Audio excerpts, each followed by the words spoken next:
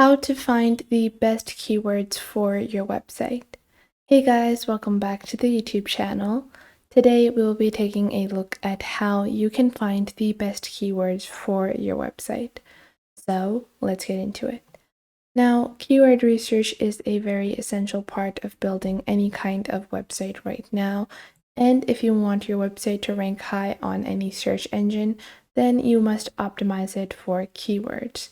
Now, what exactly are keywords and what field do they fall into? Well, keywords are specific words or phrases that people often search in search engines. For example, a common phrase would be makeup tutorial for beginners. That is a phrase that I think often people search for, and that is a keyword phrase. Now, for your content to rank high on any search engine, you need to make sure that your content or your website includes as many keywords as possible. And this is a part of the search engine optimization. So you can see that SEO is something that is often talked about whenever building a website. And whenever you are building SEO for your website or optimizing it for the search engine, keyword optimization takes up 50% of your SEO optimization. Now, for that, you need to find the best keywords to use in your website. And how can you do that? How can you research for keywords? How can you find the words that will get you the best ranking? And how can you rank on the top pages of a search engine? And primarily, we are going to be focusing on the Google search engine simply because that is the search engine that most people use. Now, to get started with keyword research, first off, you need to assess the difficulty of ranking for a keyword. So if I was to say a keyword like makeup, so that's like one word, but it's a super popular word, and it would be very difficult to rank high for a word like that. And I will be discussing some tools later on, but these are just some basic techniques or things you might need to keep in mind before you get started. So to assess the difficulty, there are three basic things: the authority of the ranking domains, the number of backlinks that a domain has, and the topical relevance of the top ranking search result or website. Now, I will explain this with an example. So, as I said, makeup is a very popular word. Now, I'm going to be using a tool called Keywords Everywhere over here, and I will talk to you guys later about this tool, but I'm just going to turn this on to explain the example a little bit better to you guys. So if I search for makeup over here, and the top result is artdeco.com. Now, what I mean by the number of referring domains and the authority of ranking domains is the domain authority and the backlinks. So, for example, you have the reference domain, the reference links. You can also click on Show Backlinks, and you can see the backlinks that this website has. So they have over 6 pages of backlinks, and they have over 72K referring links and over 2K referring domain names. And their overall domain ranking, however, or domain authority, is only 49 by 100, which is not too bad, but it's not one of the best ones out there. So these are the three things that will enable you to assess the difficulty of ranking for a specific domain name.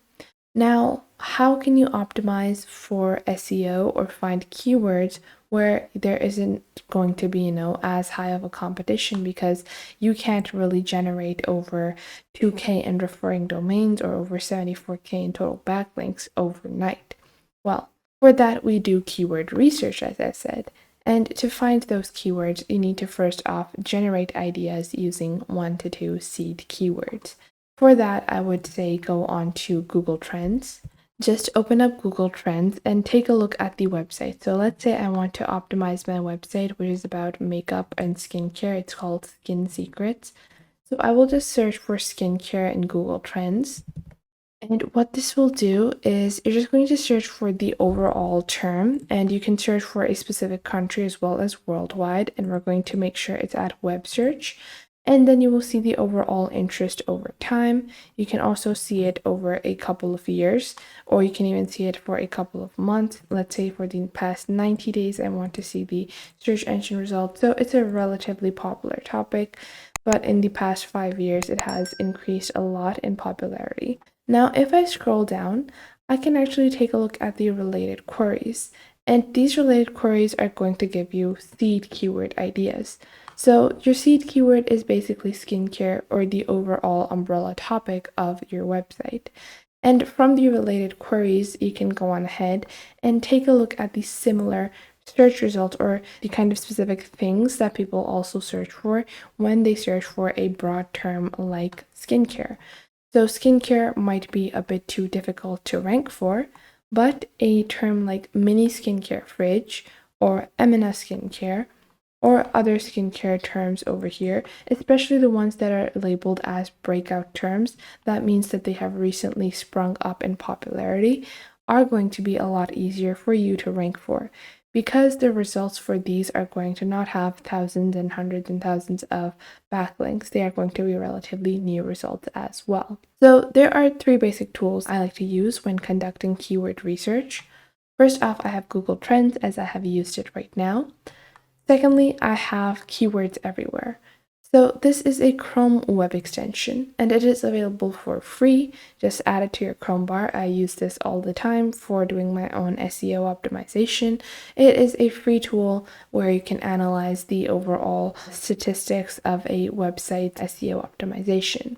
Then you also have the Ahrefs free SEO tools, where you have keyword generators, keyword difficulty checkers, and so many other different SEO optimization tools. So these are the three basic tools that you will need to find keywords. Now moving on to the next thing. You need to have your specific idea. So for example, as I said, the hierarchy topic or the umbrella topic of your website, for example, it could be pet care. So what comes in mind whenever you are looking at pet care? It's cats, dog, pets. You can search for these terms and take a look at the related queries for all of those, such as I did with skincare. And then I can go on ahead and open the other search terms as well. And I can take a look at the other search terms and see, which ones are also being searched a lot and which have high search volumes, but low amount of search results. Now, after you have done that, you have some specific types of keywords, like short keywords and long tail keywords. So often enough, you can find a better keyword instead of something like just labeling article makeup introduction. If I go on ahead into the long tail keywords, then I can find things like how to clean makeup brushes or best makeup brushes or makeup looks for absolute beginners or very specific modifiers like, for example, makeup for, what comes up in the search result.